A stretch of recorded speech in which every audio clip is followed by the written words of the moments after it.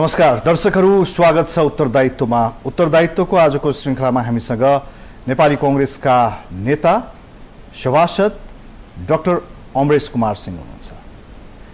मुख्यतया नेपाली राजनीति यति बेला मेलमिलापको बाटोमा अगाडि बढ्न लागेका सङ्केतहरू देखिँदैछन्।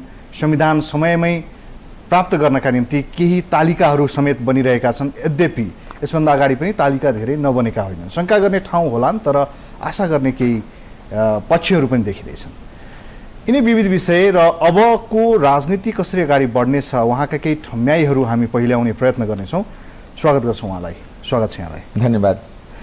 अब यतिखेर केमा व्यस्त हुनुहुन्छ तपाईँ? राजनीति चलिरहेको छ। तपाईँ पहिला संविधान सभामा हुनुहुन्न थियो, संसद हुनुहुन्न थियो, सभासद हुनुहुन्न थियो। यतिखेर त्यो पनि जिम्मेवारी छ। के गर्दै हुनुहुन्छ अहिले?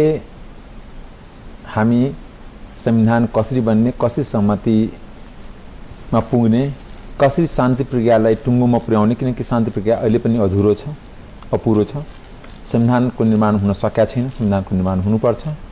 र देशमा कसरी एउटा स्टेबिलिटी आउँछ, कसरी देश एउटा prosperous नेपालको रूपमा हामी अगाडि बढाउन सक्छौँ र एउटा राम्रो पार्लिमेन्टेरियनको रूपमा म आफूलाई पनि कसरी नेपाली जनता र राष्ट्रको सामने भ्याउन सक्छु, त्यसको लागि अध्ययन गर्न पनि प्रयत्नशील छु कि हरेक इस्यु र नेपालको यतिखेरको तपाईँको उद्देश्य चाहिँ सफल सभासद हुनेमा केन्द्रित छ तत्काललाई?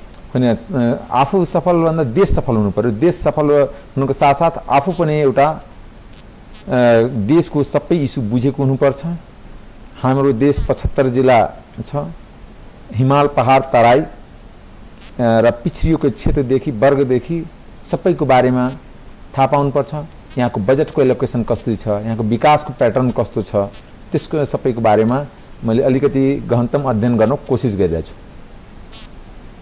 त्यसको बारेमा काम गर्नुभन्दा अगाडि त्यसका चाहिँ हरेक अवयवहरू भनौँ न, होइन, ती सब अवयवहरू चाहिँ थाहा हुनु पर्यो। त्यसको अध्ययन हुँदैछ तपाईँ। यतिखेरको राजनीतिको अवयव चाहिँ छाम्दाखेरि तपाईँले के पाउनुहुन्छ? के दलहरू, अघि मैले जुन इन्ट्रोडक्सनमा भने कि मतलब एउटा सहमतिको सङ्केत देखिँदैछ, तपाईँ देख्दै हुनुहुन्छ? सहमतिको लागि प्रयास हुँदैछ, त्यो राम्रो कुरा हो। हामी त्यसमा लागेका छौँ। जस्तै सत्य निरूपण मेलमिलाप आयोग हिजै संसदमा त्यसको विधेयक दर्ता भएछ। 3 गते, आउँदो 3 गतेदेखि अब त्यसमा छलफल सुरु हुन्छ। र मेलमिलाप र सत्य निरूपण आयोग वास्तवमा यो पहिले नै गठन भइसक्नु पर्ने थियो, तर विभिन्न कारणले यो डिले हो, किनकि यो शान्ति प्रक्रियाको पार्ट हो। साथसाथ यो अन्तिम संविधानको पनि पार्ट हो। हामी अन्तिम संविधानलाई मान्ने कि नमान्ने, मान्दा पनि हामी त्यसलाई कार्यान्वयनमा ढिलो भयो, त्यसलाई हामी स्वीकार गर्नुपर्छ। तर संविधान निर्माणको लागि पनि सत्य निरूपण आयोग र मेलमिलाप आयोग यो जरुरी थियो।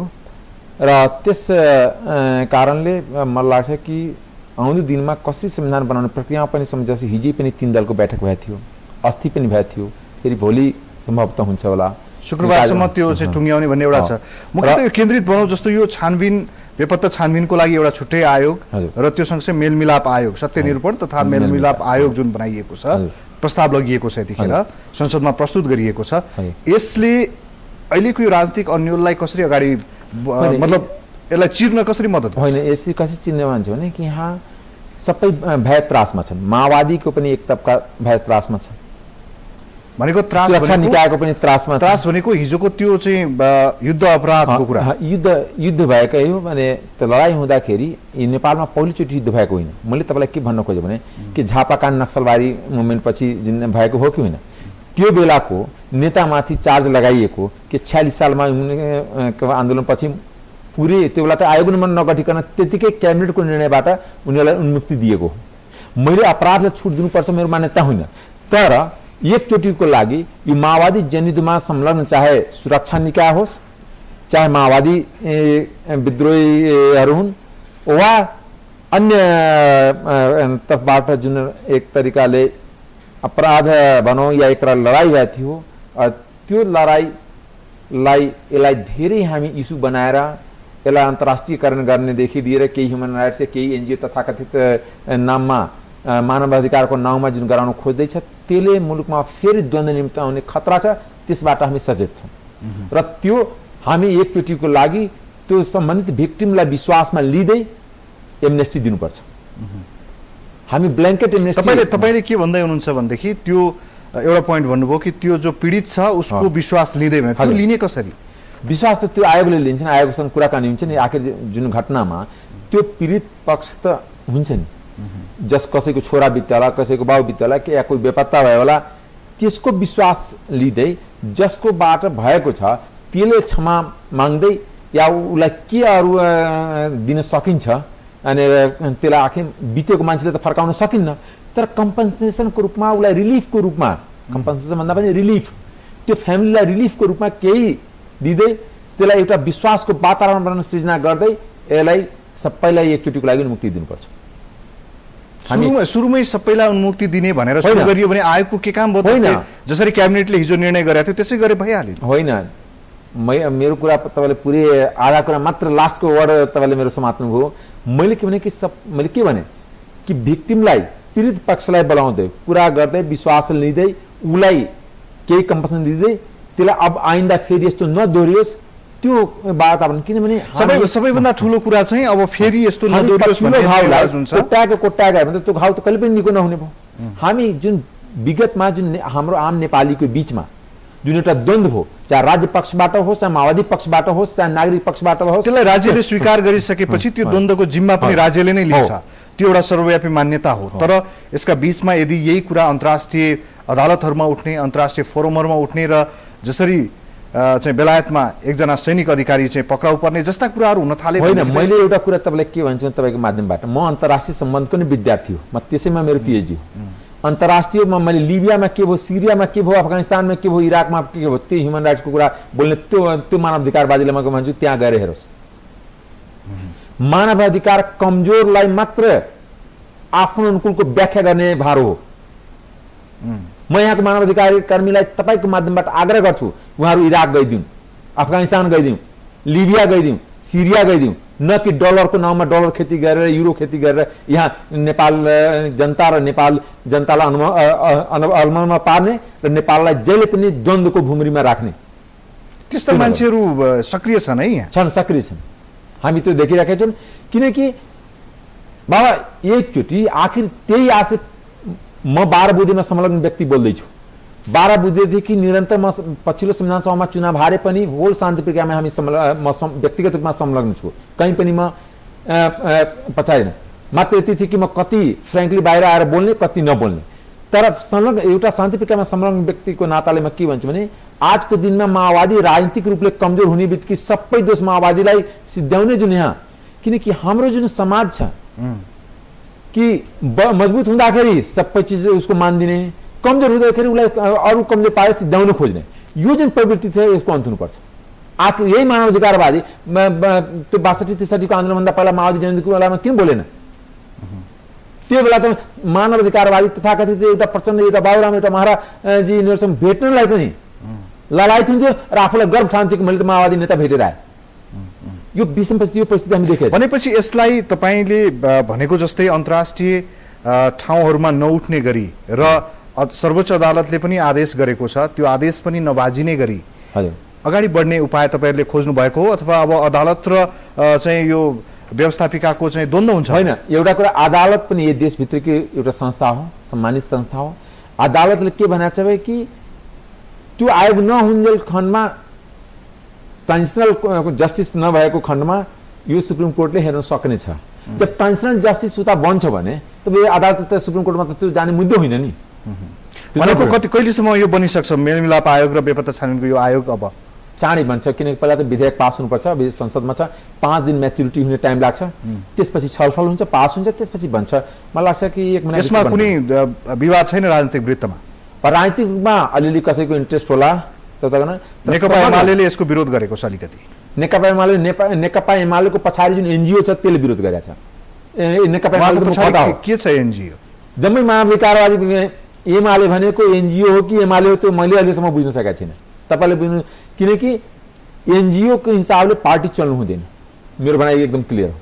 पार्टी देश र जनताको हिसाबले चल्ने हो, देशको एउटा ब्रड भिजन। यदि एमाले भन्छ भने पहिला झापा काण्डको सबैलाई कारवाही होस्, त्यसपछि माओवादीलाई कारवाही होस्। म तपाईँको माध्यमबाट भन्न चाहन्छु।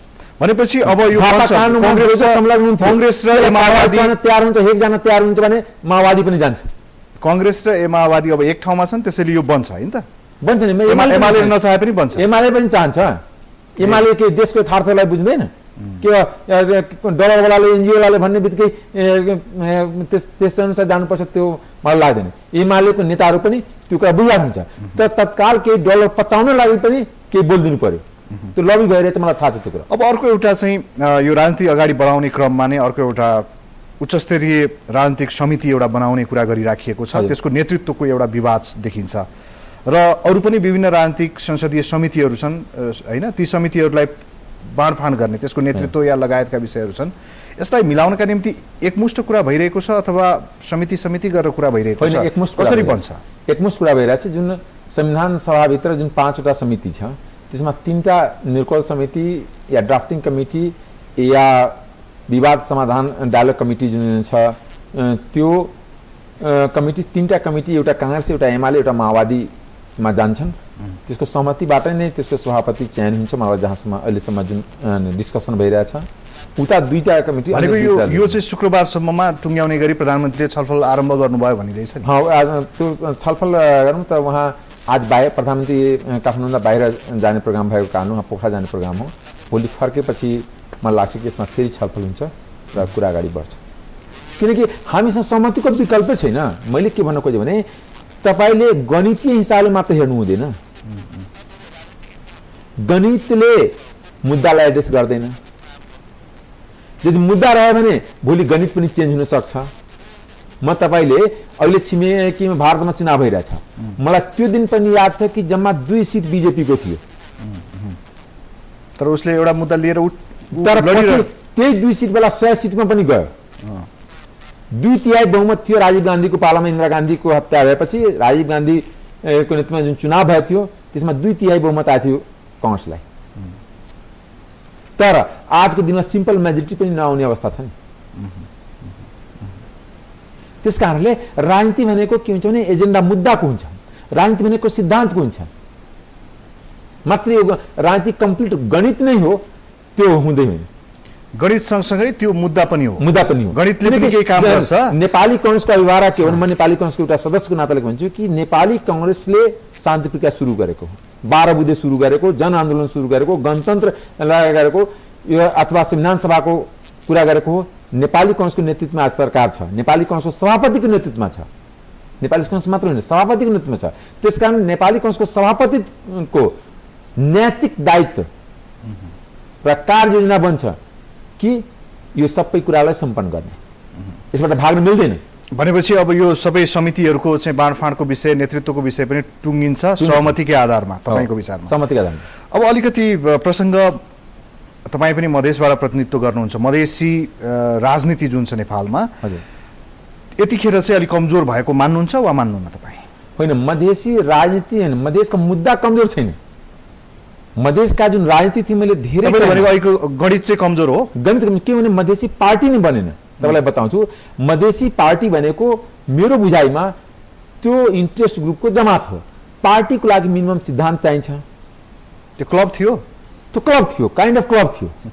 क्लब भयो भने क्लबमा राम्रो चिया पान भएन भने त्यो अर्को क्लब जोइन गर्यो या आफ्नै क्लब खोल्यो, अलिकति अनकम्फर्टेबल। अहिले ठिक छ, त्यसमा अलिकति अहिले हामी व्याख्या गरौँ। तर यतिखेर चाहिँ के भनेदेखि यही महिना, भनौँ वैशाख महिनाभित्रमा एउटा एकीकरणको प्रयत्न गरिरहेका छन् प्रमुख 3 दलहरू मधेसका, हजुर हैन? त्यो एकीकरण लगभग अन्तिम चरणमा छ। त्यसमा सिद्धान्त त केही कुरा बाजिएका छैनन्, अब यसलाई मिलाउने कुरा मात्रै बाँकी छ भनिराखिएको अवस्थामा यो जुन कुरा छ, यसले कस्तो अर्थ राख्छ नेपाली राजनीतिमा? होइन, नेपाली राजनीतिमा यसले एउटा अर्थ लाग्छ, किनकि संविधान सभामा जुन मधेसका मुद्दा छन् त्यो एड्रेस गर्नमा त्यसले सघाउ पुर्याउँछ। उहाँहरूलाई पनि जुन मार्जिनमा हुनुहुन्छ, आज मधेसी दलहरू नेपालको मेन मानचित्रमा, मेन राजनीतिको मा कहीँ पनि देखिँदैन, मेन स्ट्रिममा। किनकि पहिला 4 दल हुन्थ्यो, 4 दलबाट अहिले 3 दलको मात्र मिटिङ हुन्छ, 4 दल नै। मलाई लाग्छ कि उनीहरू एकीकृत भएपछि 4 दलको रूपमा उनीहरू चौथो दलको रूपमा एक्सेप्ट हुन्छ। किनकि चौथो दल हुनलाई कमल थापाभन्दा ठुलो गणित पनि हुनु पर्यो। त्यो 3टा दलको एकीकरण भएपछि त्यो चौथो दलको मान्यता पाउँछ। भनेपछि राप्रपा नेपालभन्दा ठुलो हुनका निम्ति यो अहिले भइरहेको छ। विजय गच्छेदारले पनि प्रयत्न गर्नुभयो नि, होइन? विजय गच्छेदारले प्रयत्न, मैले भने नि प्रयत्न, यानी आजको दिनमा मधेसी नेताको क्रेडिबिलिटीको क्वेसन हो। तपाईँलाई बताउँछु, उनीहरूको क्रेडिबिलिटी न पार्टी भित्र छ न पार्टी बाहिर छ। म तपाईँलाई बताउँछु, म कसैको नाम लिन चाहन्न, जहाँ व्यक्तिलाई नै आफूलाई नै पार्टी ठान्ने, आफूलाई राष्ट्र ठान्ने, आफूलाई सिद्धान्त ठान्ने मान्यता छ, त्यो मधेसको राजनीतिहरूमा छ, राजनीतिक कर्मीमा छन्, नेतृत्वमा छ सिधा भन्दा। जसरी तपाईँलाई बताउँछु, कोही आफ्नो यानी श्रीमतीलाई सभासद बनाए, यो पनि हुन्थ्यो राजनीतिमा सबै भए बनाए त के भन्नु, कोही आफ्नो सम्झिनीलाई बनायो, कोही कसैलाई बनायो, अनि आफ्नो कोही पैसा लिएर बनायो। जुन यो खेल भयो त जनता त हेरिराखेको हुन्छ नि, मधेसका जनता या नेपालका जनता हेरिराखेका छ नि। किनकि कुनै पनि मधेस पार्टी विगतको संविधान सभामा टुट्यो त मधेसको मुद्दामा टुटेन, मात्र मन्त्रीको मुद्दामा टुट्यो कि टुटेपछि विगत हामीलाई पनि थाहा छ, तर अब अगाडि बढ्ने शक्ति बनाइराखेका छन्, त्यो चाहिँ अहिले पनि चौथो शक्ति हुनका निम्ति हो हैन, चौथो शक्ति बनाउन मेरो अहिले पनि सम्भावना शुभकामना पनि छ कि उहाँहरू मिलौँ, एउटा मधेसको मुद्दा एड्रेस होस्, मधेसको मुद्दा अगाडि बढौँ। तर साथसाथ मलाई फियर छ, मलाई शङ्का छ कि यो फेरि मिलान कुर्सीमा गएर फेरि बिग्रिन्छ कि भन्ने तराईमा एउटा उखान छ, तपाईँहरू पनि बुझ्नुहुन्छ होला, त्यसलाई भन्छ घोडा मिलान भन्छ। दुईटा घोडा सँगै एकछिन खान्छ, एकैछिनमा घोडालाई के मन पर्दैन कि फर्किन्छ अर्कोतिर र एक अर्कोलाई लात हानाहान गर्छ, त्यसलाई घोडा मिलान भन्छ। खाने बेलामा मिल्न खोज्छ, त्यो खान नपाएको अथवा अलिकति तलमाथि हुने बित्तिकै त्यो अर्कोतिर ठ्याक्कै अपोजिट 180 डिग्रीमा घुम्छ र पछाडि लातले एक अर्कोलाई हान्छ, त्यसलाई भन्छ घोडा मिलान भन्छ। खुट्टा यो अहिलेको यो तीनटा दलको घोडा मिलान हो कि के हो? मेरो बुझाइमा त यदि अब यो टेस्ट हुन बाँकी छ, पहिले भन्न मिल्दैन, तर मलाई शङ्का छ कि जुन तरिकाले अहिले पनि उहाँहरूको बिचमा अविश्वास छ, अहिले पनि एक अर्कोलाई चिटिङ गर्ने प्रवृत्ति छ, घोडा मिलन नहोस् भन्ने चाहिँ हामी मेरो पनि हाम्रो सबैको मेरो के छ भने मधेसका दल मजबुत हुन्, मधेसका दल मजबुत भएन भने त्यो नेपालको लागि पनि मधेसका दल मजबुत हुनुपर्छ। किनकि राजनीतिक दलहरू मजबुत हुँदै गयो भने त्यसले डिसइन्टिग्रेसन हुन खतराबाट जोगाउँछ, किनकि त्यो बाइन्डिङ फोर्सको काम गर्छ। मजबुत राजनीतिक दल भनेको देशलाई कमजोर पार्दैन, देशलाई बलियो पार्छ। राजनीतिक दल कमजोर भएको खण्डमा देश टुक्रिने खतरा हुन्छ, यो मैले बुझेको छु, यो मैले पढेको पनि छु, बुझेको पनि छु। भनेपछि सबै राजनीतिक दलहरू चाहे त्यो मधेसका हुन्, हिमालका जहाँका भए पनि तिनीहरू मजबुत हुनु देश जस्तो यतिखेर आशंका गरिराखिएको छ। यो प्रसङ्ग चाहिँ मधेसवादी दलहरूको एकीकरणसँग पनि जोडिएको छ कि जुन संघीयताको मुद्दा थियो त्यो मुद्दा ढिरेल हुने हो कि भन्ने खतरा देखिँदैछ र त्यसको नेतृत्व चाहिँ नेपाली कांग्रेसले गर्छ कि संघीयताको कुरालाई भन्ने आशंका गरिराखिएको छ नि। एउटा कुरा कि संघीयता कसैले रोकेर रोक्दैन, अब कुन किसिमको संघीयता त्यो नेतृत्वमा भर पर्छ। हामी द्वन्द्वको व्यवस्थापन गर्न चाहन्छौँ कि द्वन्द्व निम्ताउन चाहन्छौँ? व्यवस्थापन गर्दाखेरि के गर्दाखेरि चाहिँ व्यवस्थापन गर्दाखेरि जुन मुद्दा उठेको छ, चाहे मधेसका हुन्छ चाहे जनजातिका मुद्दा हुन्छ, यो कुनै मुद्दा उठ्यो डेभलपमेन्टको कारणले, मेन स्ट्रिमिङ नभएको कारणले, राज्यको मुख्य धारामा मधेसी जनजाति दलित महिला समावेश नभएको कारणले यो मुद्दा उठ्यो नि। संघीयताको मुद्दाले मुलुक कमजोर हुँदैन, विकेन्द्रीकरणले कमजोर हुँदैन, डिसेन्ट्रलाइजरले मजबुत हुन्छ। तर हामी के हुन्छ भने हाम्रो राजनीतिक कर्मी हाम्रो मानसिकता के भने हरेक कुरा आफूमा सेन्ट्रलाइज गरेर राख्ने, केन्द्रीकृत गर्ने। जुन केन्द्रीकृत प्रणाली छ नि त्यसले राष्ट्रलाई कमजोर पार्छ। नेपाली कांग्रेससँग यो संघीयताको विषयमा चाहिँ यसले पश्चगमनतर्फ लैजान्छ भनेर आत्तिनु पर्दैन?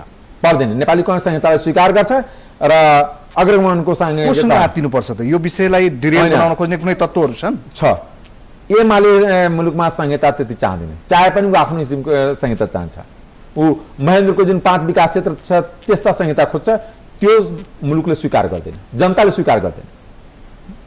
मैले स्वीकार गरे पनि जनताले स्वीकार गर्दैन। त जनताले स्वीकार गरेर कुनै 601 सभासद स्वीकार गरेर त्यसलाई त्यो संविधान कामै लाग्दैन। भनेको तपाईँ चाहिँ यो मुद्दामा पनि माओवादी र कांग्रेसले नजिक देख्नुहुन्छ? म देख्छु। तपाईको आँखाले एमालेलाई चाहिँ अलि बढी नै नकारात्मक देख्छ? होइन, एमालेलाई त सरकारमा लाउने हामी नै प्रयत्न गरेका हौँ। तपाईँ त्यो पनि एमाले के हुन्छ भने अलिकति जुन कन्जर्भेटिभ सोच छ त्योभन्दा उहाँको आर्थिक नीति अनुसार एमालेको जुन आर्थिक एजेन्डा अनुसार साह्रै कन्जर्भेटिभ, त्यो कन्जर्भेटिभ आर्थिक नीतिले देश प्रोग्रेस गर्न सक्दैन।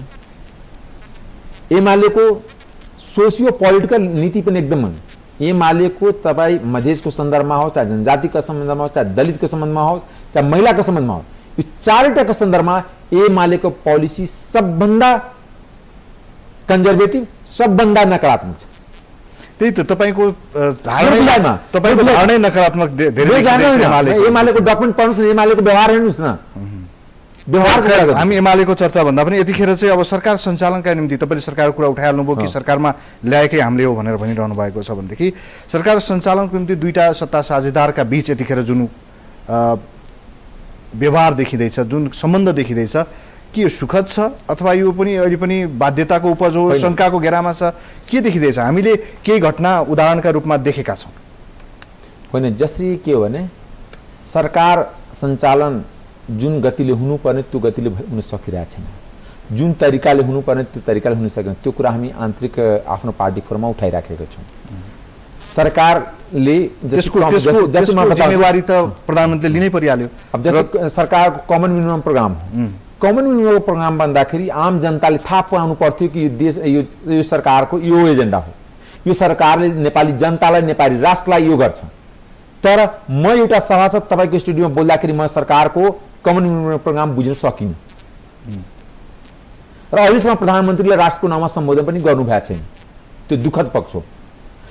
5 पेजको कमन मिनिमम प्रोग्रामको आवश्यकता छैन, 5 पोइन्ट 7 पोइन्ट 10 पोइन्टको आवश्यकता हो कि म सोशल सेक्टरमा यो गर्छु, चाहे वृद्धा पेन्सन बढाउँछु या अपाङ्गलाई हेर्छु या गरिबलाई हेर्छु या दलित जनजातिलाई हेर्छु, सोसियो पोलिटिकल या सामाजिक सुरक्षाको या भत्ता बढाउँछु, सामाजिक सुरक्षामा यो गर्छु। त्यस्तै इकोनोमिक 4-5वटा सेक्टर छ, त्यसमा बुदागत 3-4वटा पोइन्ट मेरो इकोनोमिक पोलिसी यो हुन्छ, म इन्भेस्टमेन्ट गराउँछु, म हाइड्रो पावर डेभलप गर्छु, यहाँ इन्डस्ट्रियलाइजेसन गराउँछु। पोलिटिकल राजनीतिमा मेरो यो एजेन्डा छ, मेरो सरकार हो, मेरो राजनीतिक एजेन्डा यो हो, संविधान बनाउँछु, यस्ता संविधान बनाउँछु। भनेपछि माधव कुमार नेपाल जो एमालेका वरिष्ठ नेता हुनुहुन्छ, उहाँले गरेको टिप्पणी ठिकै हो, प्रधानमन्त्री खुट्टा कमाइरहनु भएको छ। किन खुट्टा? होइन, उहाँ फेरि अर्को अतिवाद हो। तपाईँलाई बताउँछु कि त्यहाँ अतिवाद तपाईँले जसरी चुनाव हुने बित्तिकै केही होमवर्क नगरिकन सबैले झाडी पिट्न थाल्यो कि स्थानीय निकायको निर्वाचन हुन्छ।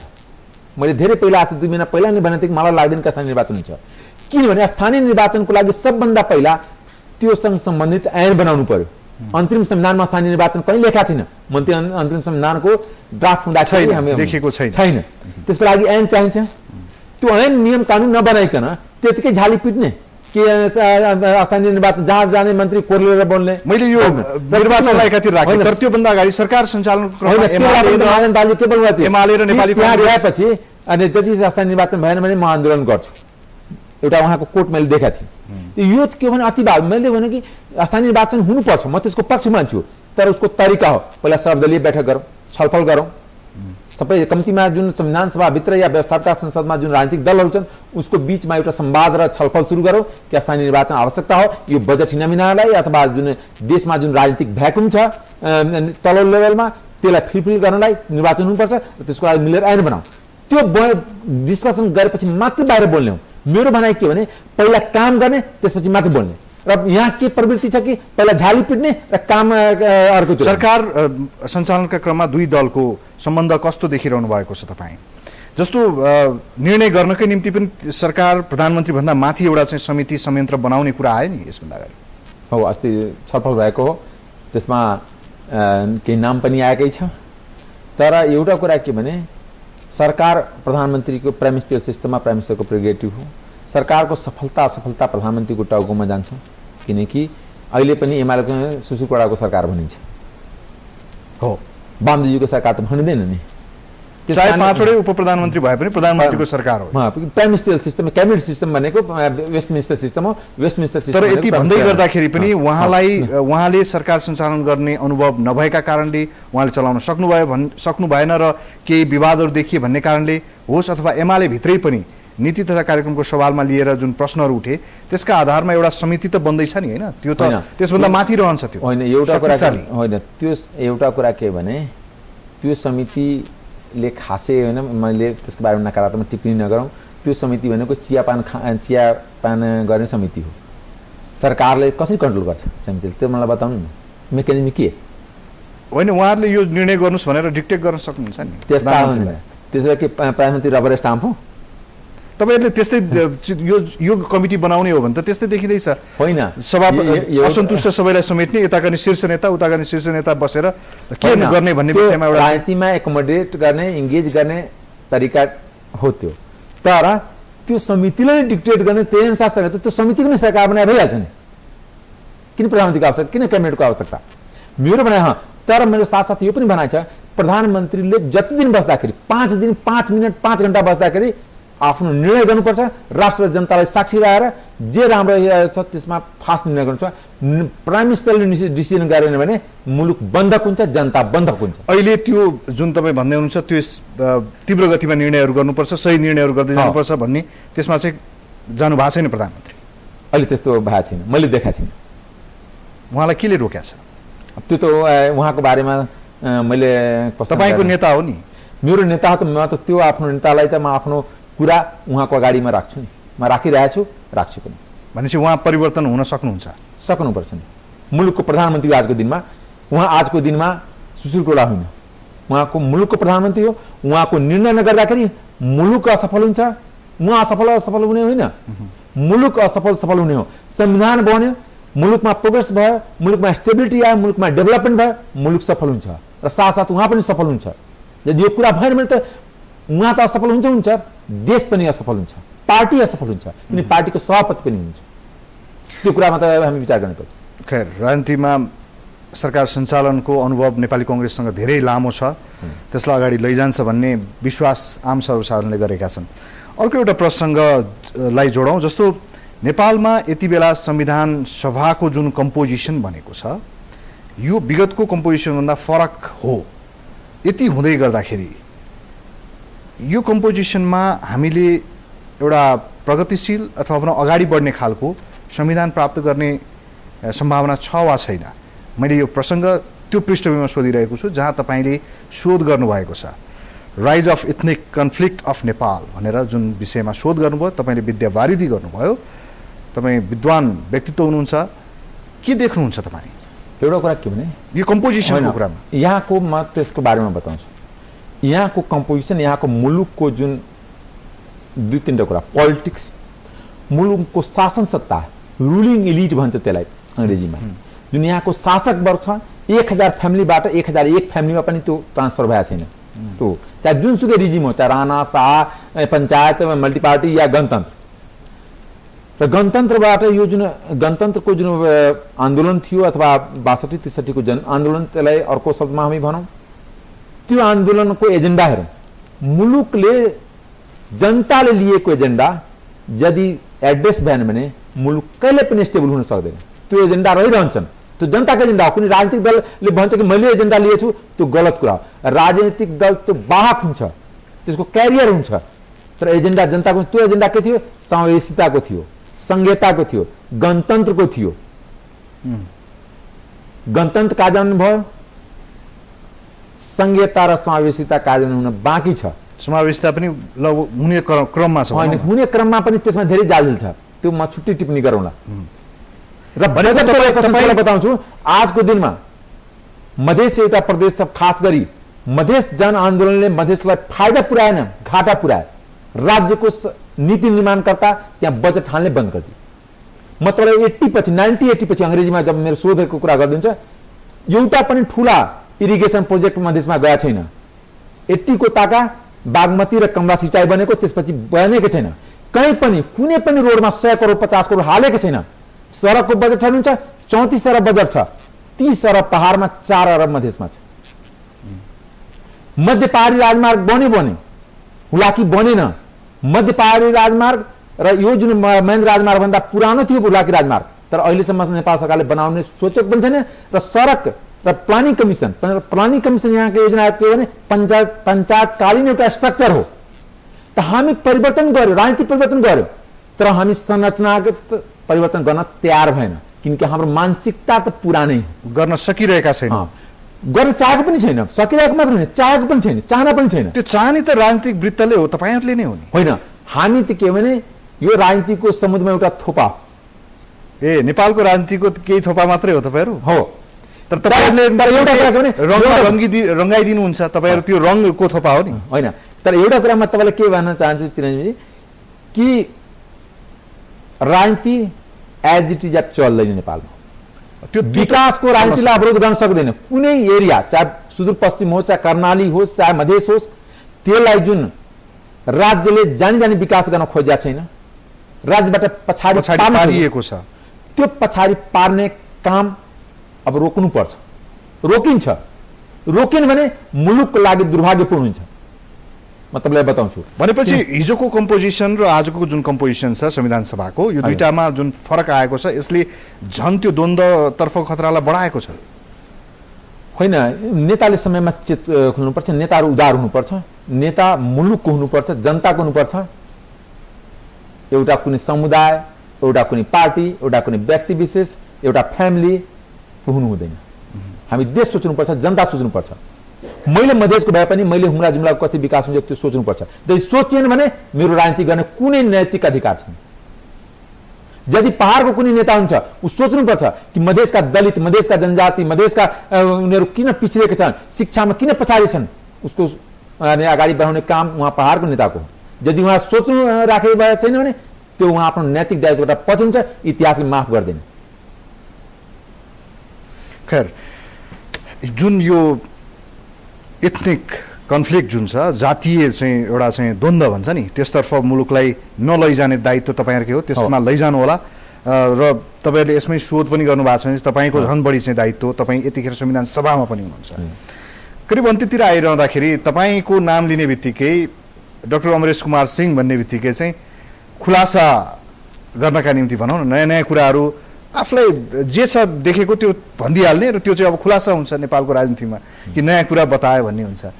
केही छ त्यस्तो खुलासा गर्ने कुराहरू? एउटा कुरा मैले के भने कि जहाँसम्म यो उच्च स्तरीय राजनीतिक संयन्त्र छ त्यो बन्छ र त्यसको संयोजक प्रचण्डजी बन्नुहुन्छ। त्यो अलरेडी 4 बुँदेमा सहमति भइसकेको कुरा हो र प्रचण्डजीलाई बनाउनु पनि पर्छ, किनकि प्रचण्डजी मात्र नेकपा माओवादीको नेता मात्र होइन, उहाँ शान्ति प्रक्रियाको एउटा अङ्ग हो। त्यो बेला शान्ति प्रक्रियाको एक पार्ट माओवादी थियो, बाँकी 7 पार्टी एकातिर थियो। ठिक छ, उहाँको अर्थमेटिकमा आजको पार्लिमेन्टमा कम सङ्ख्या छ, तर शान्ति प्रक्रियालाई सही टुङ्गोमा पुर्याउनको लागि पनि र समयमा संविधान जारी गर्नको लागि प्रचण्डजीलाई संयोजक बनाउने आवश्यकता पनि छ र बन्नुहुन्छ पनि। भनेको यो तपाईँको खुलासा हो, यो सहमति भइसकेको कुरा हो? सहमति भइसकेको हो, यो सहमतिमा हामी संलग्न हौँ। हस्, समय लगभग सकिएको छ। यहाँलाई धेरै धन्यवाद दिन चाहन्छु। धेरै कुराहरू बाँकी नै रहे, फेरि पनि हामी यो छलफल अगाडि बढाउनेछौँ। अहिले पनि यहाँलाई धेरै धन्यवाद दिन चाहन्छु यो समयका लागि। हस्, तपाईँलाई पनि धेरै धेरै धन्यवाद। हस्, दर्शकहरू, उत्तरदायित्वको निर्धारित समय सकिएको छ। अर्को साता फेरि हामी यसै गरी उपस्थित हुनेछौँ विभिन्न विषयवस्तु र व्यक्तित्वका साथ। अहिले पनि बिदा माग्छौँ। नमस्ते।